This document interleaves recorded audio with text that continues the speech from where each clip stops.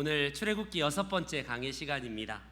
미래는 그리는 자의 것이다. 미래는 그리는 자의 것이다 라는 제목으로 우리 6번째 출애굽기 강의서를 봅니다. 우리 옆에 분 한번 인사하겠습니다. 수요일 밤에 주님 재림하십니다 라고 한번 인사하죠. 시작. 네. 제가 저는 주일학교 때도 수요 예배가 있었고 새벽 예배가 있었거든요. 그 출신입니다.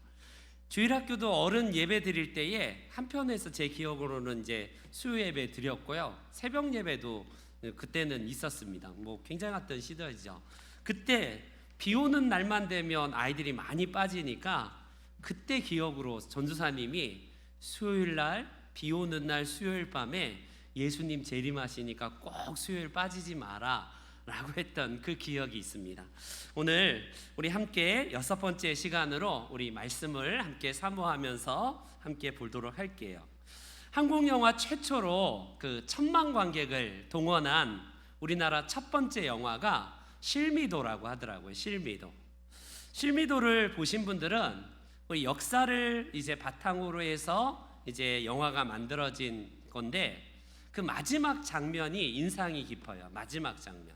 마지막 장면이 이제 청와대로 그 북파 공장원들이 이제 버스를 탈취해서 청와대로 들어가다가 결국 막히자 그들이 이제 자기들의 피를 이제 내어서요, 자기 이름을 그 버스 안에다가 이렇게 이름을 쓰는 것이 이제 마지막 장면이 나옵니다.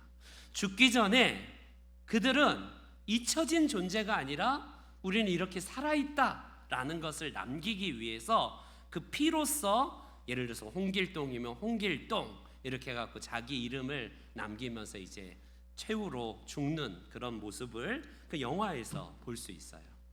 사람은 누가 됐든지 간에 자기 존재를 어떻게든지 남기고 싶어하는 감정이 누구에게나 다 있을 겁니다. 그래서 이름이라는 것은 단순한 어떤 기호, 숫자, 뭐 상징적인 어떤 그런 문구가 아니라 바로 그 존재 자체라고 할 수 있어요. 존재 자체. 그냥 우리가 이름을 가진다는 것은 그냥 A, B, C, D, E, F 그 중에 뭐 하나가 아니라 그 존재 자체로서 귀한 분이다라는 사실입니다. 오늘날은요, 우리 시대에는 이름 대신에 직책을 많이 써요. 직책. 아니면 어떤 보직이나 어떤 뭐 상징적인 숫자, 뭐 기호로 많이 쓰게 됩니다. 당장 회사에 가면 이름 대신에 김대리, 뭐 이부장, 미스박 뭐 이런 식으로 그냥 이름 대신에 직함으로 불려지게 돼요. 교회도 어떻습니까? 이름 대신에 김장로, 뭐 이목사, 박권사 뭐 이런 식으로 우리가 이름 대신에 그런 호칭으로 불려지는 것 아니겠습니까? 동네에 가면 누구 아빠, 누구 엄마, 뭐 부산댁, 광주 총각, 뭐 예를 들어서 뭐 김씨, 뭐 이런 식으로 불려집니다. 학교에 가면 아이들은 이제부터 새학기 첫날부터 1번 줄 세워갖고 1번, 2번, 3번, 4번 번호로 불려지게 되고 있어요. 그러다가 잘하면 전교 1등, 뭐 전교 10등, 전교 꼴등, 뭐 이런 식으로 이제 순위가 매겨지고 이름은 사라지게 됩니다. 감옥에 들어가면 수임번호 몇몇 번, 뭐 4327번, 4328번 이런 식으로 이름 대신에 수임번호가 불려지게 돼요. 그래서 이름보다는 직책, 번호, 어떤 보직 이런 것들로 불려지는 게 오늘날 현대사회는 보편적이라고 할 수 있습니다. 김춘수 시인은요, 그의 너무나 유명한 그 시에서 꽃조차도 이름으로 알려지기 전에는요, 하나의 몸짓에 지나지 않는데요. 이게 뭘 상징합니까?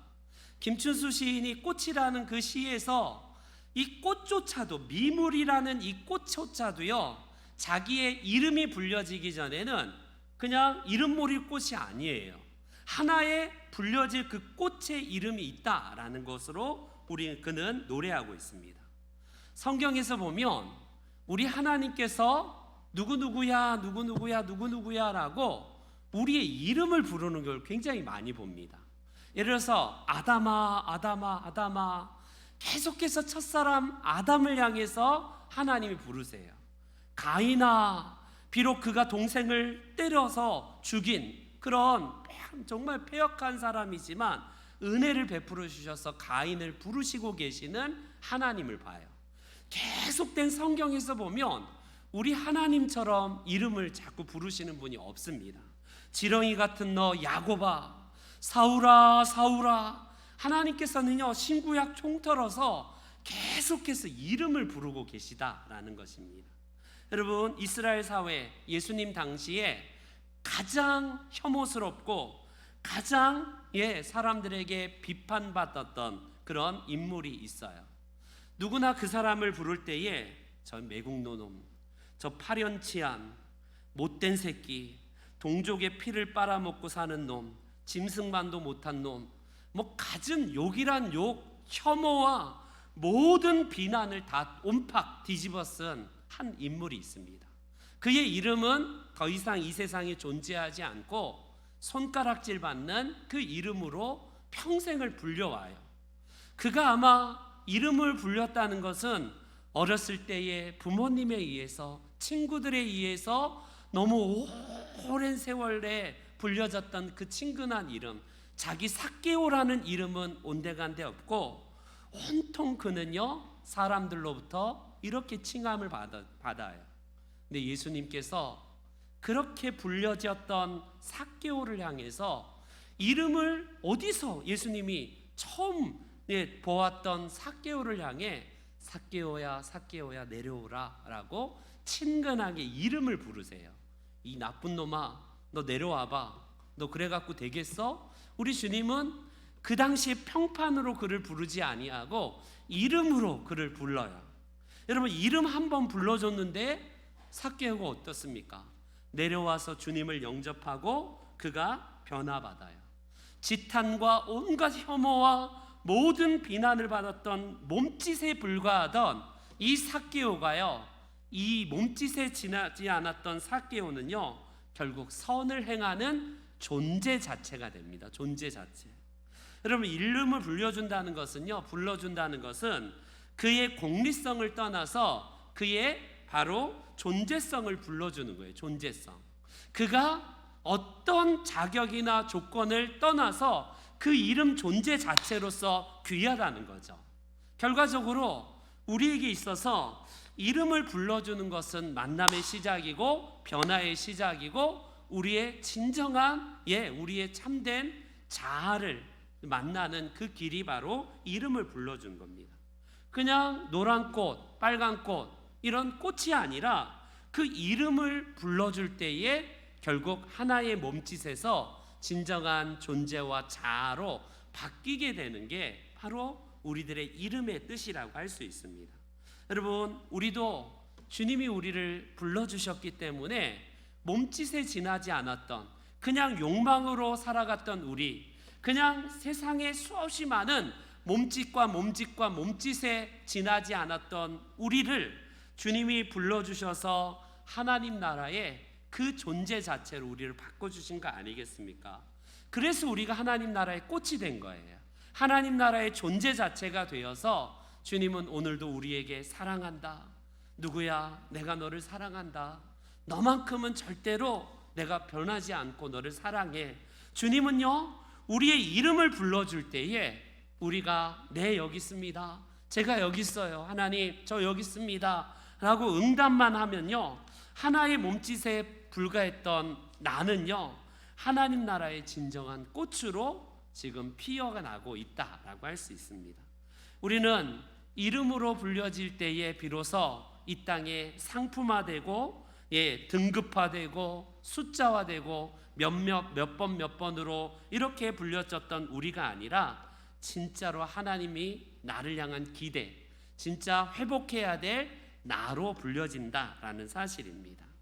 그런 의미에서 하나님께서 당신의 이름을 우리들에게 알려주신다는 것은 오늘 본문에서 참 중요한 그런 본문이라고 할 수 있어요.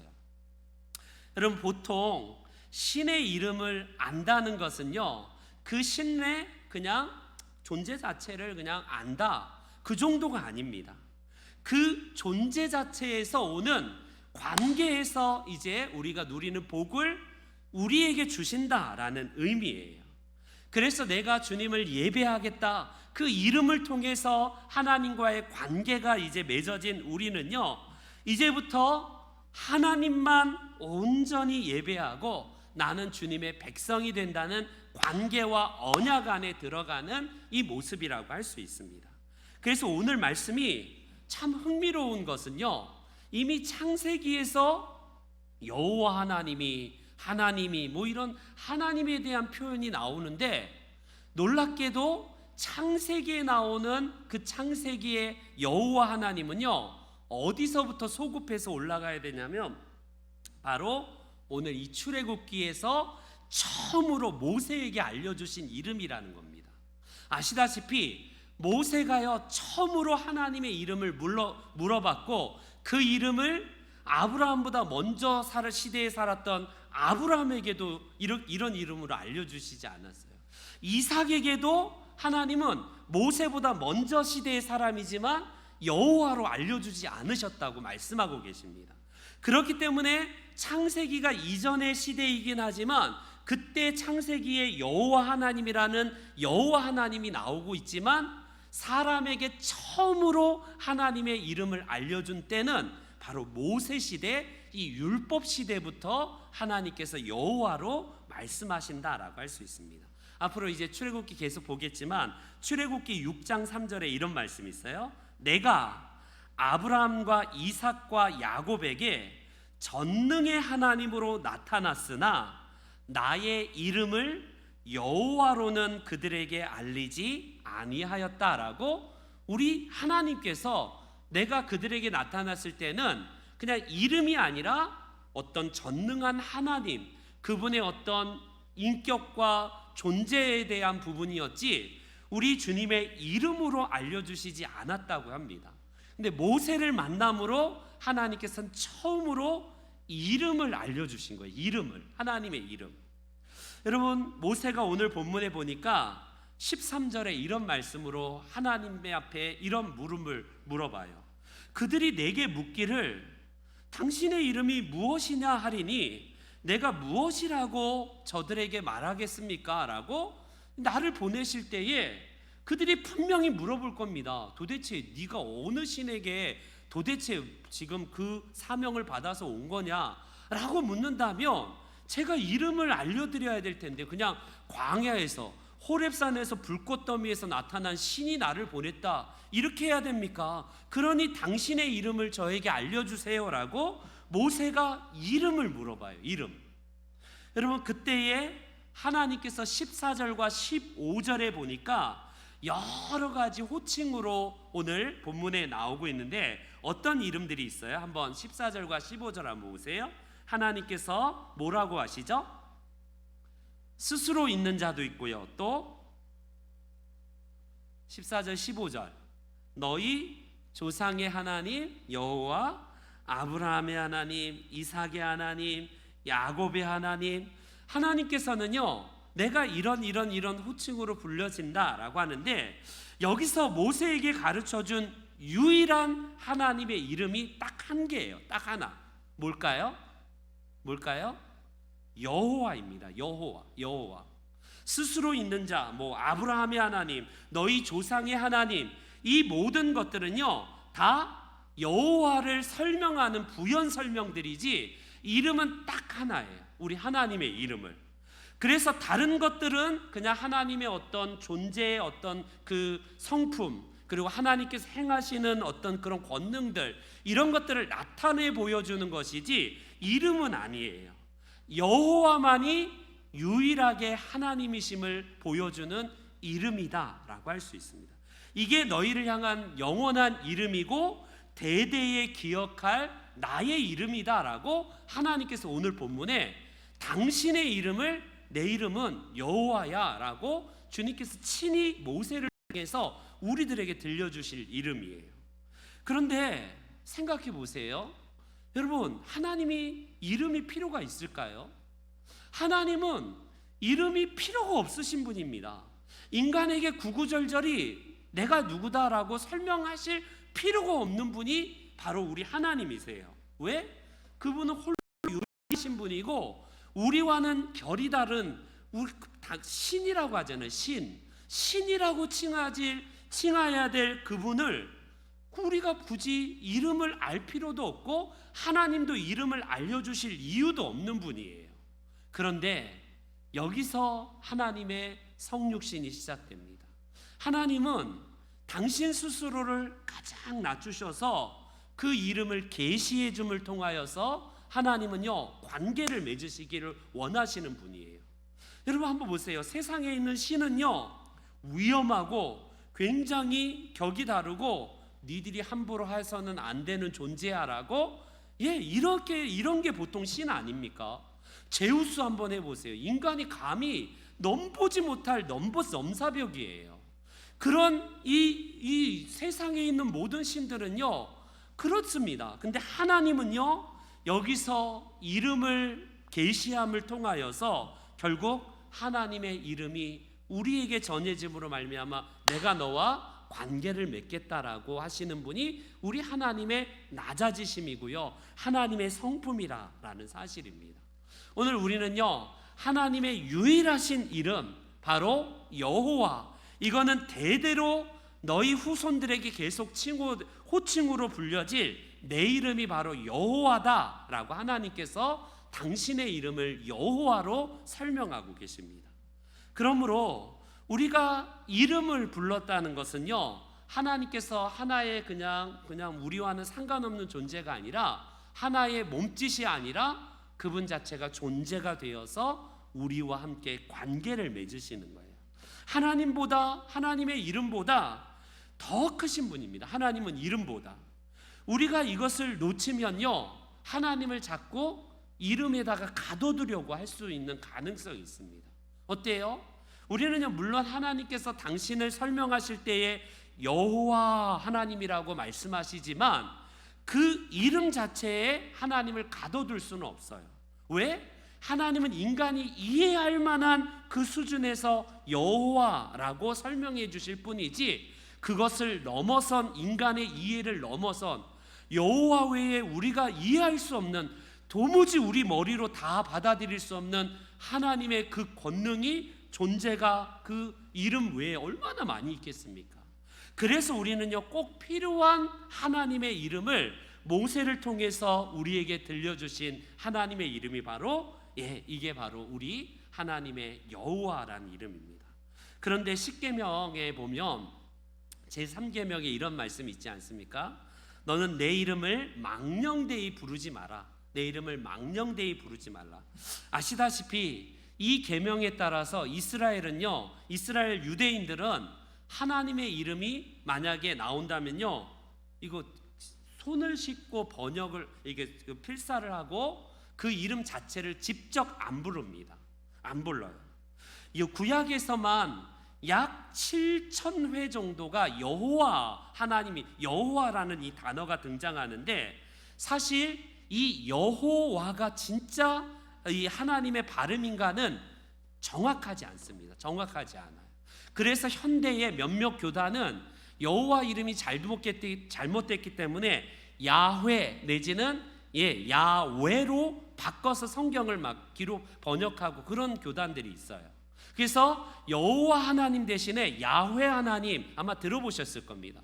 야훼 하나님이 더 정확한 발음이다라는 이것 때문에 여호와를 폐기시키고 현대에 와서 교회와 목회자들이 야훼라가 더 정확한 발음이다라고 합니다.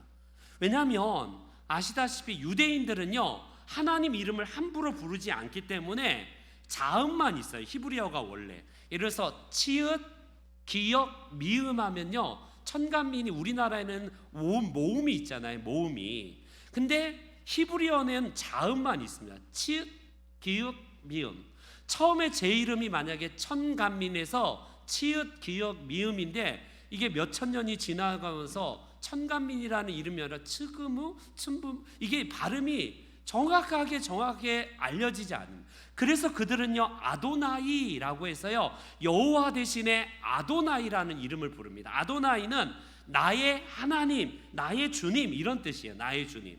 그래서 여호와라는 이름이 정확하지 않고 그들은 여호와 대신에 아도나이라고 이렇게 불러요. 이 유대인들은. 왜냐하면 직접적으로 하나님의 이름을 함부로 부르지 말라는 이 십계명의 전통에 따라서 유대인들은 오랜 동안 그렇게 불렀습니다. 그런데 후대에 보니까 학자들이 여호와가 정확한 게 아니라 야훼 내지는 야외가 맞다. 왜냐하면 할렐루야가 아니라 여호와가 아니라 할렐루야지 않느냐.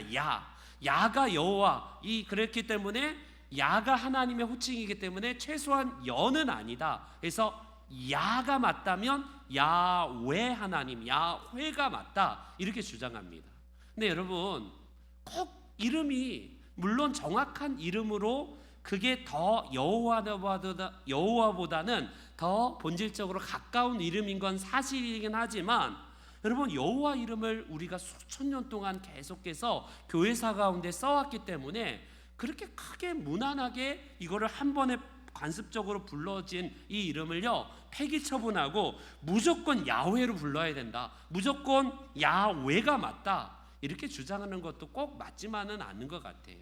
여러분 어찌되었건 하나님께서는요 여호와라는 이름을 우리들에게 주심을 통해서 우리에게 관계가 맺으시고요 그분은 몸짓이 아니라 하나님의 존재 자체로 우리에게 나타나신 분이에요. 그래서 오늘 14절에 하나님의 이름을 부를 때에 뭐라고 하면 좋겠습니까? 라고 할 때 14절을 보니까 하나님을 표현하는 이 설명하는 야훼를 설명하는 하나의 이야기가 나오는데 나는 스스로 있는 자다 이런 번역을 해요. 우리나라 번역은 영어에 보니까 I am who I am입니다. I am who I am. 이게 무슨 말일까요? 나는 who I am, 나는 나이다 이거거든요. 이거를요 나는 스스로 있는 자다라는 게 이게 좀 헬라 철학적인 번역이라고 생각이 돼요. 원래 히브리어는요 우리 지난번에 말씀드렸듯이 동사가 굉장히 역동적이라고 할 수 있습니다. 역동적. 그렇기 때문에 히브리 동사는요 굉장히 역동적인 거예요. 비동사 I am 할 때 이 비동사도요 하나님께서 스스로 존재하는 어떤 무슨 이 헬라 철학처럼 존재의 어떤 존재론적인 바탕에서 이름으로 붙여진 이름으로 우리는요 번역이 되고 있지만 여러분 이거를요 저는 더 정확하게 번역하는 게 뭐냐면요 있게 할 것을 나는 있게 하는 자다 이거예요. 나는 스스로 있는 자다라는 어떤 정적인 움직이지 아니하는 존재로서 있는 하나님으로 번역하기보다는 나는 있게 하는 것을 있게 하는 자다. 이게 훨씬 더 하나님의 일하심, 하나님의 동적인 이 번역으로 히브리어를 번역해야지 훨씬 더 원문에 가깝습니다. 아무튼 하나님은 모세가 이름을 알려달라고 할 때에 I am who I am. 나는 있게 하는 것을 있게 하는 자다. 이게 무슨 말일까? 하나님은요 그 당신 자체로서 능동적으로 내가 너희의 그 모든 것을 넘어서서 너희들이 상상할 수 없는 것들을 놀라운 능력들을 나타내 보여주는 하나님이다라는 설명입니다. 하나님은 I am who I am 해갖고 내가 나인데 그거를 그냥 설명으로 할 수 없는 하나님의 전지전능하심과 그 능력으로서 우리의 역사에 개입하시고 이제 출애굽의 역사를 이루어 가실 하나님이시다라는 것을 모세에게 보여주시는 거예요.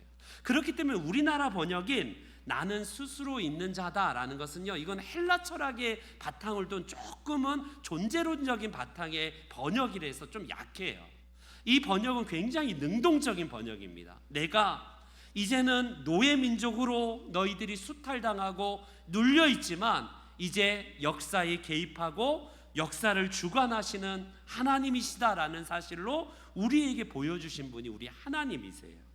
여호와라는 이름이 어찌되었건 우리에게 설명이 너무나 우리 머리로 다 하나님의 그 이름을 다 담을 수 없기 때문에 이해를 넘어선 사실 이름이에요. 그냥 여호와라고 했는데 설명이 불가능하니까 I am who I am. 그냥 공동 번역에는 나는 나다 이렇게 번역이 되고 있거든요. 맞습니다. 하나님을 우리가 이해하려고 덤벼들 때 하나님의 그 설명 불가능한 것들을 어떻게 우리의 머리로 다 넣겠어요. 그렇기 때문에 I am who I am이 진짜 우리가 이해도 되지만 이해를 넘어선 하나님이심을 하나님 스스로가 우리들에게 보여주신 이름이에요. 그렇기 때문에 하나님 이름인 여호와가 다가 아닙니다. 그것 가지고 하나님을 다 설명하기란 불가능해요. 그래서 성경에는 하나님을 뭐라고 시편의 이사야서 기자가 이렇게 말합니다. 구원자 이스라엘의 하나님이여 진실로 주는 스스로 숨어 계시는 하나님이십니다. 이렇게 고백합니다. 하나님을 우리가 완벽하게 다 알 수 있다? 몰라요. 일부만 하나님이 계시해 줄 때에 하나님이 이런 하나님이구나 라는 사실을 인간의 머리로서 이해할 뿐이지, 여러분 시편 기자는 이사야서 기자는요 하나님을요 스스로 숨어 계시는 하나님이래요. 하나님은 감추신 하나님입니다. 왜냐하면 일부만 드러내시는 하나님이기 때문에 그래요. 모세와 하나님께서 대면하여서 부었다고 우리는 보통 알잖아요. 그런데 실제적으로 출애굽기 이제 나중에 33장에 가면 모세가 하나님과 만나는 장면이 나오는데, 그때에도 뭐라고 하냐면 내 영광이 지나갈 때에 내가 너를 반석 틈에 두고 내가 지나도록 내 손으로 너를 덮었다가 손으로 거두리니 내가 내 등을 볼 것이요 얼굴은 보지 못하리라. 여러분 모세조차도 하나님의 얼굴을 직접 본 게 아니라 내 등을 볼 것이다 라고 하면서 인간으로서 하나님을 다 보고 알고 이해가 불가능한 존재라는 사실을 하나님께서 영광을 나타내 보여주시지만 모세일지라도 하나님의 얼굴을 보지 못하고 등만 보았을 뿐이다 라고 이제 말씀하고 계십니다.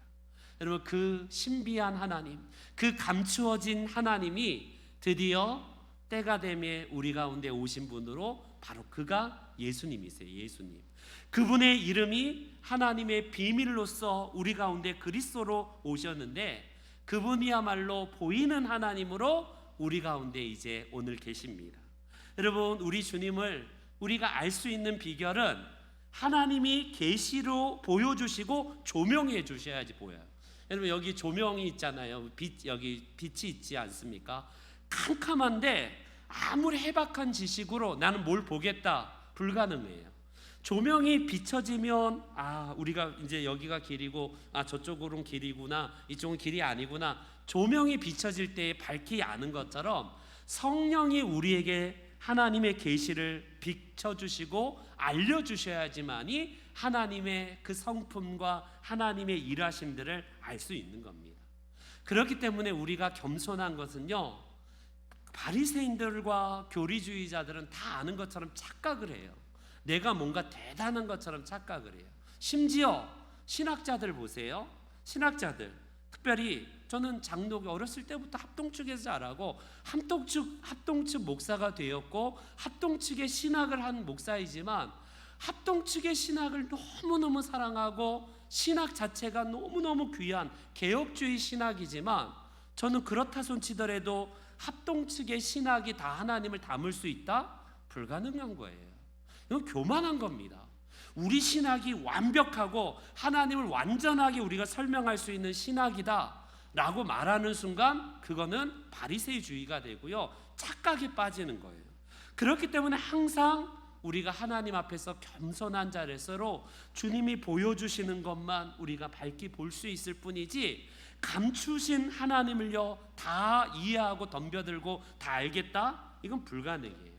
그래서 여호와로 우리 하나님께서 당신의 이름을 알려주시지만, 더 중요한 거는 그 이름 자체보다 우리 하나님께서 어떻게 일하시는가를 이제 계속해서 우리들에게 설명하실 겁니다.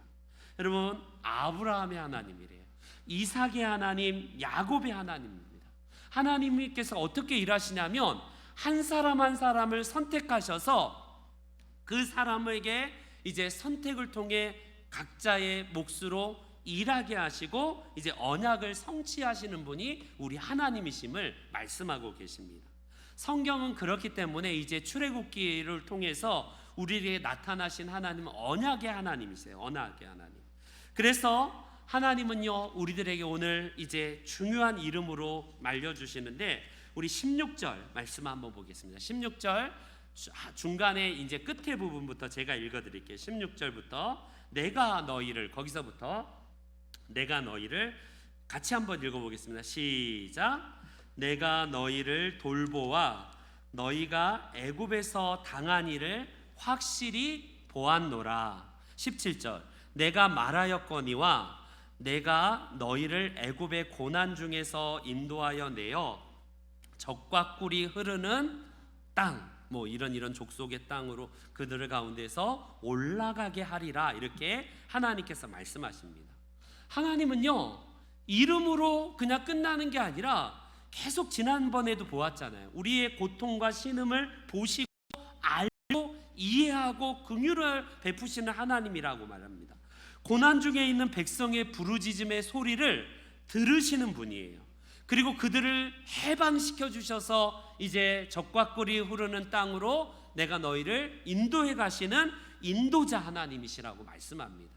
하나님께서 이제 죽음에서 부활로, 저주에서 축복으로, 빈곤에서 풍요로, 억압에서 자유와 해방으로 인도하시는 분이 우리 하나님이시라고 스스로 소개하고 계십니다. 이 하나님께서는요, 전능한 하나님으로 우리 가운데에 나타나셨고요, 결과적으로 우리 편이 되어 주시는데, 하나님은 놀랍게도 그 일에 우리 한 사람 한 사람을 보내셔서 내가 너를 보낸다라고 사람을 사용하고 계십니다. 여러분, 이게 하나님의 신비예요. 하나님은 전지전능하신 분이고 뭐 역사를 주관하시는 분인데, 언제나 하나님의 일하심은 사람에 있습니다. 사람. 결국 모세를 통해서 모세야 내가 너를 보낸다 라고 하면서 앞으로 어떤 일이 벌어질 거에 대한 것도 다 하나님은 아시기 때문에 모세에게 미리 알려주세요. 한번 우리 19절 20절 한번 읽어보겠습니다. 19절 20절 시작.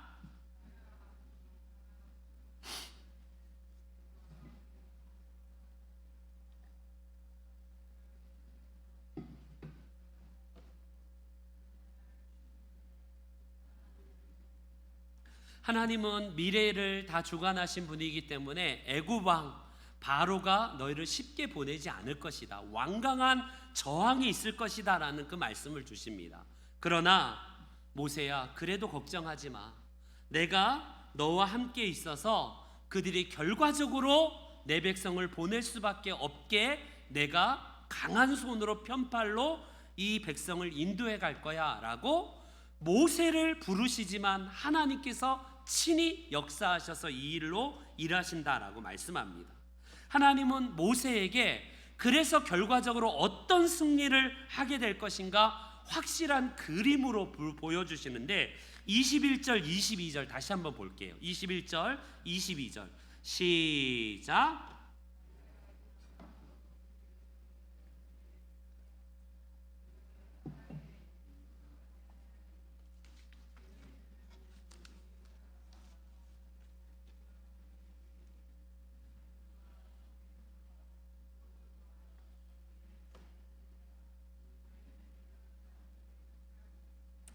야, 우리 하나님의 센스를 보세요.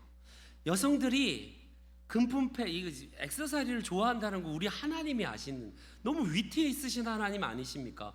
이 심각한 요 때에 하나님께서 모세를 부르시는 이때에도 여성들이 이 액세서리, 특별히 금패물, 은패물 이런 거 좋아한다는 것을 하나님께서 말씀하실 정도예요. 이게 하나님의 위트입니다. 너희들이 그냥 도망치듯이 그냥 꽁무니 빼면서 급히 도망갈 게 아니라 여유 있게 여성들이 폐물을 차가면서 그렇게 이 애굽을 나올 것이다라는 하나님의 유머와 위트가 이 안에 있어요. 그들은 비참하게 그냥 억지로 도망치듯이 탈출하는 탈출자가 아니라 승리가자가 되어서 우아하게 뽐을 내면서 결국 나가게 될 것이다라고 하나님께서 그 그림을 여러분 한번 보여주십니다. 한번 상상해 보세요. 그냥 은폐물과 금폐물을 탁 차면서 나가겠다? 하나님이 많고 많은 그림 중에 그 그림을 보여주신 이유가 뭡니까? 여러분, 여기서 이미 싸움은 벌어지고 있는 거예요. 하나님께서 모세에게 머릿속에 계속 그림 언어로, 상징 언어로 보여주고 계십니다. 그냥 복잡한 게 아니라 하나님의 미래와 하나님의 역사를 그림 언어로, 상징 언어로 모세에게 사인을 주시면서 젖과 꿀이 흐르는 땅이래요. 아니 그냥 좋은 땅 이렇게 되면 되는데, 그 당시에 좋은 표현을 할 때에 그냥 풍성한 땅을 표현할 때 젖과 꿀이 흐르는 땅 상상해 보세요. 그림 언어가. 그럼 마치 아이들이 초콜릿이 가득하고 막 강에 보면 막 예를 들어서 맛있는 음료수가 막 가득한 땅, 마치 그런 것처럼요, 하나님의 그림 언어가 이 모세에게 상징적으로 말씀하고 계시다라는 사실입니다. 여러분, 이 모세에게 들려진 거는요, 그냥 지팡이밖에 없는 거예요. 목동이, 목자가 그냥 평생 들고 짚고 다니는 지팡이밖에 없는 모세에게 하나님은요, 아무것도 없는 모세에게 그림 언어로 이미 젖과 꿀이 흐르는 가나안 땅으로 인도해 가실 것을 말씀하고 계십니다. 여러분, 이거는요, 결국 믿음은 바라는 것들의 실상이래요. 우리는요, 미래에 보여지지 않는 그 미지의 땅이지만 하나님께서 우리들에게 약속하신 것을 미리 보고 믿는 게 믿음이라고 히브리서 기자는 말씀합니다. 여러분, 이거를 우리는요, 그냥 다 역사가 성경에서 결과적으로 그들은 10가지 재앙을 통해서 이스라엘이 애굽에서 나오게 되고 우여곡절 끝에 가나안 땅에 들어갔기 때문에 결과를 다 알기 때문에 우리는 뻔하니까 별로 기대도 없고 그냥 그 과정을 겪지 않았기 때문에 그렇지, 이거를 오늘날 우리들에게 하나님은 도전하신다는 겁니다. 미래는 여전히 미지의 영역이에요. 앞으로 우리가 살아갈 미래가 얼마나 불투명합니까? 여러 예표 지수가 우리를 불안하게 하는 게 사실임에도 불구하고 미래는요, 그림을 그리는 자의 것이에요. 하나님께서 믿음을 통해서 바라보게 하시고 그 믿음을 통해서 미리 보는 자가 하나님의 길을 걸어가는 거예요. 앞이 캄캄하고 아무것도 안 보이고 모두 다 절망할 때에 하나님께서 약속 주신 것을 붙들고 나아가는 게 믿음입니다. 모세는 이 대목에서 무슨 은금 폐물을 여인들이 차고 나오고 막 젖과 꿀이 흐르는 그림을 보여주니까 모세가 그렇게 믿어지기도 않고 또 안 믿을 수도 없고 이런 거예요. 결과적으로 이 대목에서 하나님은 모세에게 도전을 주시지만 오늘날 저와 여러분들에게도 모세에게 똑같은 도전과 그림 언어를 통해서 우리들에게 미래를 비전으로, 그림으로 보여주시는 분이 우리 하나님이시다라고 할 수 있습니다. 여러분, 우리 인생을 향한 하나님의 이 그림이 어떻게 여러분들에게 그려지고 있는지 보세요. 그거는 나랑 상관없는 거야 라고 한다면 믿음 자체가 없는 사람이에요. 하나님은 오늘날 이 시대에도 계속해서 우리들에게 비전을 통해서, 그림을 통해서 우리들에게 약속하고 계십니다. 결과적으로 하나님이 모세에게 심어주고 계신 것은요, 그림이고 꿈이고 비전이었어요. 오늘 저와 여러분들이 꿈이 헛되지 않은 이유는 하나님께서 그것을 우리들에게 주시기 때문에 그렇습니다. 여러분, 모세의 꿈대로 결국 출애굽의 역사가 하나하나 이루어지게 되고 모세가 결과적으로 하나하나 점점 더 성화되면서 하나님의 그 꿈을 확실히 믿는 단계로 계속해서 처음에는 너무 믿을 수 없는, 너무나 막연하고 보낼 만한, 이제 계속 보겠지만 보낼 만한 자를 보내세요라고 거부하고 그러거든요. 우리가 그렇습니다. 야곱의 인생이 우리의 인생이에요. 야곱은 처음부터 성화된 게 아니라 서서히 하나님의 사인에 따라서 그림을 보여줄 때의 약속을 믿고 걸어갔던 게 우리의 신앙의 선배입니다. 우리 바라기는 우리 성도님들 한 분 한 분이 이 우리 교회를 향해서, 우리 가정을 향한, 우리 이 민족과 나라를 향해서도 여러분 꿈을 꾸시고 비전을 꾸시고 하나님이 구체적으로 기도를 통해서, 말씀을 통해서 우리에게 보여주신 그 꿈을 늘 기대하면서 그 믿음을 가진 자로서 미래를 그려가시기 바랍니다. 그러할 때에 그 비전이 구체적으로 우리들에게 보여주시고 약속한 대로 우리는 이미 미래에 살고 있는 자가 됩니다. 어떤 자? 믿음을 가진 자, 꿈을 꾸고 이 그림을 그린 자에게 하나님은 이 약속을 주실 겁니다. 미래는 그리는 자의 것이기에 우리 여기 계신 모든 성도님들 한 분 한 분이 이 미래를 그림으로 통해서 하나님의 꿈을 미리 맛보시는 우리 귀한 성도님들 되시기를 주의 이름으로 축원합니다. 아멘. 아멘.